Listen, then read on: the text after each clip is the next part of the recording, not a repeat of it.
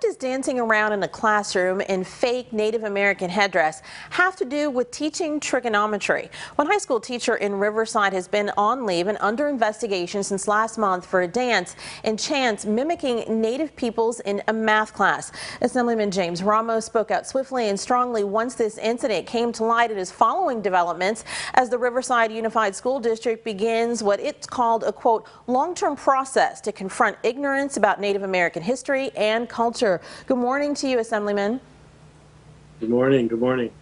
In your eyes, what does the fact that someone, a teacher, felt comfortable stomping around their math classroom in a fake headdress, shouting Sokotoa, which is a mnemonic device for remembering certain trig functions, what does that say to you about how your culture is understood in this state? I think it shows a lot of disappointment for all of the California Indian people and Native American people, and not only in the state of California, but across the nation, that still in 2021, that we're seeing teachers dress up with headdresses and going on and teaching a lesson plan within our school system. This is very disappointing and very disparaging to all Native American people, especially the students that are in the classroom expecting to continue to move forward and excel in education.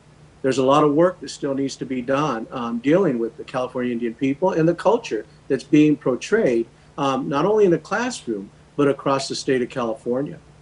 We're all coming off the Thanksgiving holiday, the narrative about the first Thanksgiving, not necessarily completely a fair representation of that time for this country's first peoples.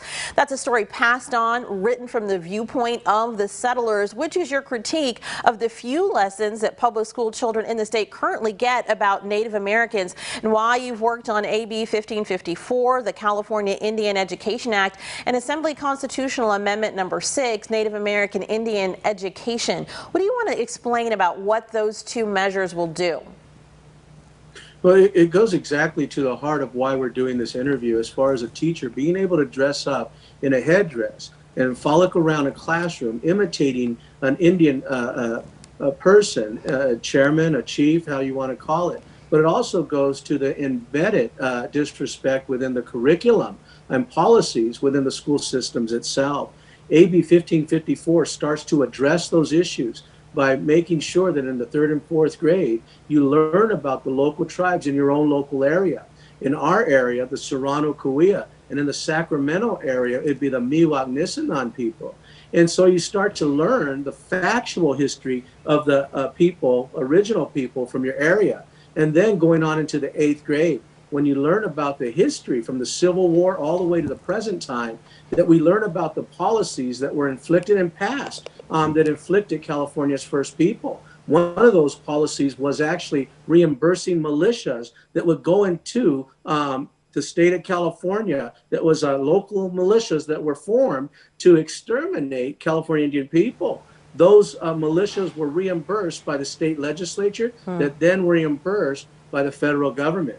And then the 11th grade, when we learn about governments, federal, state, local, that there needs to be an inclusion of a tribal government included in that lesson plan.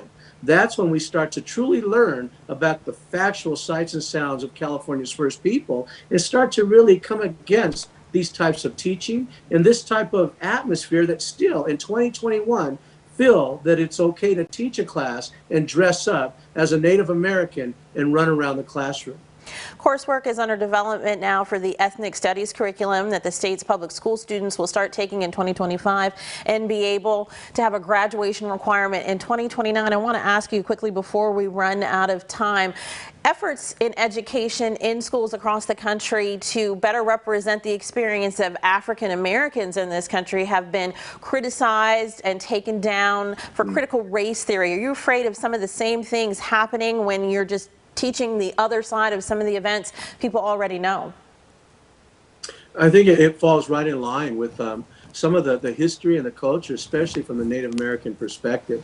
When that history hasn't been equally told within our classrooms and our history, and we look at the embedded curriculum that some educators are using that is basically disrespectful to the Native American people. When we talk about critical race theory, when we get tied into that component, until a day comes where we see teachers not dressing up as Indian people, or even the kids having to build those mission systems, the mission projects in 3rd and 4th grade, then we're going to start to have a level playing field. When we start to hear what's happening now within the Native American community and California Indian people, is that the voice of the people is now starting to rise to the top to let people truly understand the history and the plight that Indian people have went through here in the state of California, let alone the United States. And we will be checking back in with you as this curriculum for the ethnic studies component gets developed. We appreciate your time this morning. Thank you.